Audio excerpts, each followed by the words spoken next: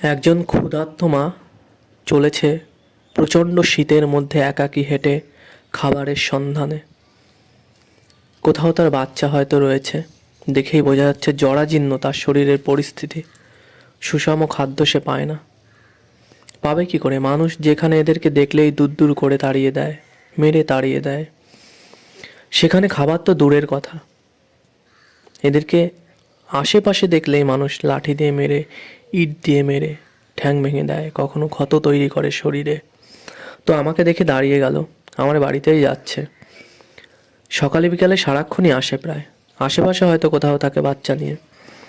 তো শরীর দেখেই বোঝা যাচ্ছে শরীরের অবস্থা জরাজীর্ণ, খাবারটুকু পায় না সে 3 বেলা। তার শরীরের অবস্থা জরাজীর্ণ।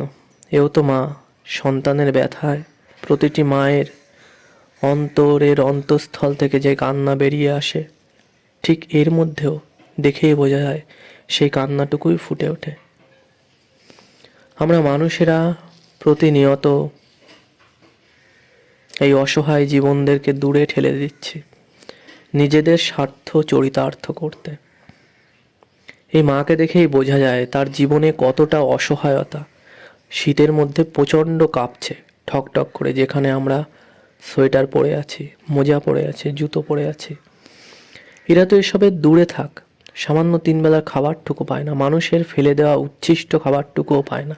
কারণ সভ্যতা সমাজ উন্নয়নের সঙ্গে সঙ্গে মানুষ যে খাবার ফেলে দেয় সেটা নির্দিষ্ট কোনো ড্রেনে ফেলে দেয়।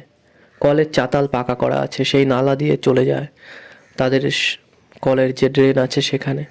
কিন্তু এরা বাঁচবে কি করে আমরা কখনোই ভাবি না, ভেবে দেখিও না। বরঞ্চ হাসি ঠাট্টা তামাশা করি এদেরকে নিয়ে, ও শীতের ভিতরে কাঁপছে।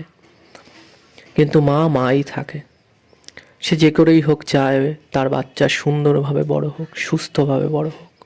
তাই সে ছুটে চলেছে এ বাড়ি সে বাড়ি। মাকে বললাম কিছু খেতে দিতে, মা এনে দিচ্ছে কিংবা দিয়েছে খেতে। মা তো মাই হয়, দেখেছো ঠান্ডার মধ্যে সন্তানকে বড় করার জন্য কোথায় দুটো খাবার পাওয়া যায় সেই চেষ্টাই সে চালিয়ে যাচ্ছে।